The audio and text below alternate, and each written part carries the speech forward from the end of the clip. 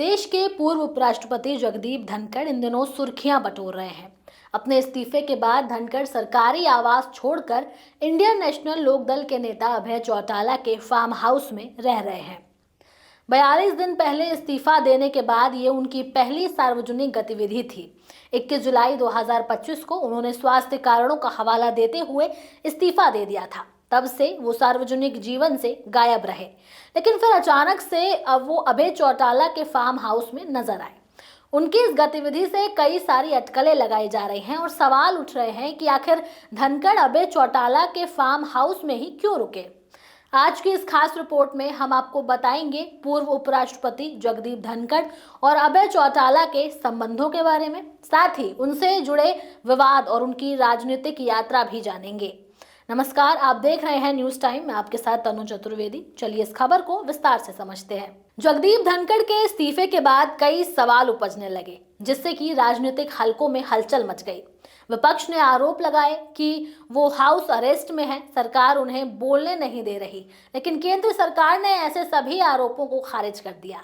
धनखड़ तब तक दिल्ली के उपराष्ट्रपति इनक्लेव में ही रह रहे थे।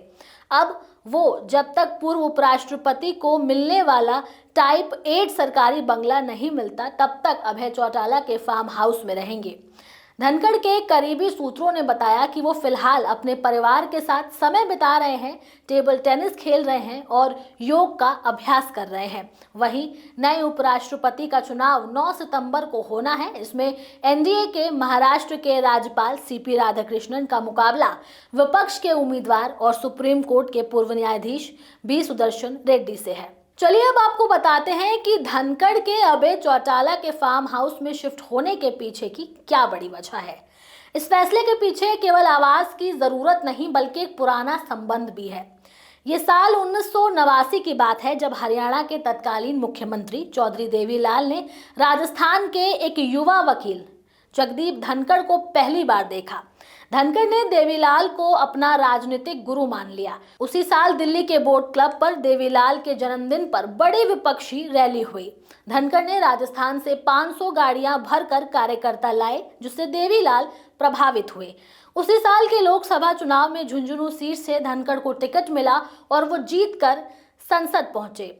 जब देवीलाल देश के उप प्रधानमंत्री बने तो धनखड़ को भी मंत्री पद मिला, लेकिन जब वीपी सिंह ने देवीलाल को कैबिनेट से बाहर किया, तब धनखड़ एकमात्र मंत्री थे जिन्होंने उनके समर्थन में इस्तीफा दे दिया। यहीं से धनखड़ और चौटाला परिवार के बीच विश्वास और आत्मीयता का रिश्ता शुरू हुआ, जो आज भी कायम है। रही बात इसकी कि वो अभय चौटाला के फार्म हाउस में क्यों रुके, तो इसका जवाब खुद अभय चौटाला ने दिया है, जिसमें उन्होंने बताया कि हमारे और धनखड़ जी के परिवार में दशकों पुराने संबंध है। जब हमें पता चला कि वो सरकारी आवास छोड़ने वाले हैं, हमने आग्रह किया कि जब तक बंगला नहीं मिलता वो हमारे फार्म हाउस में रहें, जिसके बाद जगदीप धनखड़ ने यह प्रस्ताव स्वीकार कर लिया। अब जगदीप धनखड़ की राजनीतिक यात्रा पर भी नजर डाल लेते हैं। पूर्व उपराष्ट्रपति जगदीप धनखड़ की राजनीतिक यात्रा विविधताओं से भरी रही है।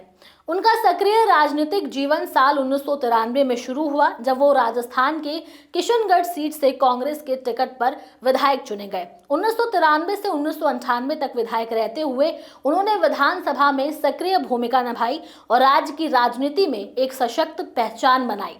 इसके बाद उन्होंने कुछ समय राजनीति से दूरी बनाई, लेकिन 2019 में अचानक एक नई जिम्मेदारी के साथ फिर से राष्ट्रीय स्तर पर वापसी की। जुलाई 2019 में धनखड़ को पश्चिम बंगाल का राज्यपाल नियुक्त किया गया। इस संवैधानिक पद पर रहते हुए उन्होंने राज्य सरकार, विशेषकर मुख्यमंत्री ममता बनर्जी के साथ तीखी टकरावपूर्ण राजनीति के लिए खूब सुर्खियां बटोरी। उनके कार्यकाल को सक्रिय राज्यपाल की भूमिका के रूप में देखा गया। इसके बाद 2022 में एनडीए सरकार ने उन्हें देश के 14वें उपराष्ट्रपति और राज्यसभा के सभापति पद के लिए नामित किया।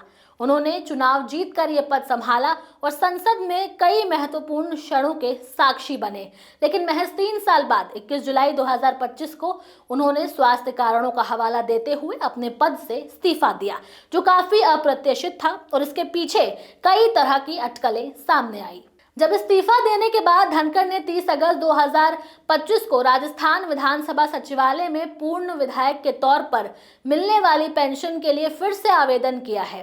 उल्लेखनीय है कि जब वो 2019 में पश्चिम बंगाल के राज्यपाल नियुक्त किए गए थे, तब उन्हें मिलने वाली पेंशन बंद कर दी गई थी, क्योंकि वो संवैधानिक पद पर रहते हुए वो वेतन और बाकी लाभ प्राप्त कर रहे थे। अब चूंकि वो किसी पद पर नहीं है, इसलिए उन्होंने पेंशन की बहाली का अनुरोध किया है। यहाँ धनखड़ खुद पहले ऐसे उपराष्ट्रपति बने जिन पर दिसंबर 2024 में महाभियोग प्रस्ताव लाया गया। हालांकि ये प्रस्ताव तकनीकी कारणों से खारिज हो गया, लेकिन इससे कई विवाद खड़े हो गए थे। पूर्व उपराष्ट्रपति जगदीप धनखड़ अपने कार्यकाल के दौरान जितने संवैधानिक पद की गरिमा को लेकर के चर्चा में रहे, उतने ही अपने बयानों के लिए भी सुर्खियों में रहे। वो अक्सर ऐसे मुद्दों पर मुखर रहे जो संवेदनशील और राजनीतिक रूप से गर्म माने जाते हैं। उनके कई बयान न केवल मीडिया की सुर्खियां बने, बल्कि संसद से लेकर न्यायपालिका और राज्य सरकारों तक बहस का विषय भी बने। सबसे पहले पश्चिम बंगाल की राजनीति को लेकर उन्होंने कई तीखे बयान दिए। राज्यपाल रहते हुए उन्होंने ममता बनर्जी सरकार पर सीधा आरोप लगाया कि वो केवल एक खास वर्ग को मदद देती हैं और बाकी जनता की उपेक्षा करती हैं। उन्होंने यहां तक कह दिया कि बंगाल लोकतंत्र का गैस चैम्बर बन चुका है। ये बयान देश भर में बहस का केंद्र बना। इसके अलावा न्यायपालिका पर भी उन्होंने सवाल उठाए। एक बयान में उन्होंने कहा कि संविधान का अनुच्छेद 142 अब ऐसा बन गया है जैसे न्यायपालिका के पास एक परमाणु मिसाइल हो, जो लोकतांत्रिक संस्थाओं के खिलाफ 24 घंटे तैयार रहती है। इस बयान को जजों की शक्तियों पर कटाक्ष माना गया और इससे न्यायिक संस्थाओं में असहजता महसूस की गई। और कई ऐसे बयान हैं जिनकी वजह से धनखड़ अक्सर सुर्खियों में रहे।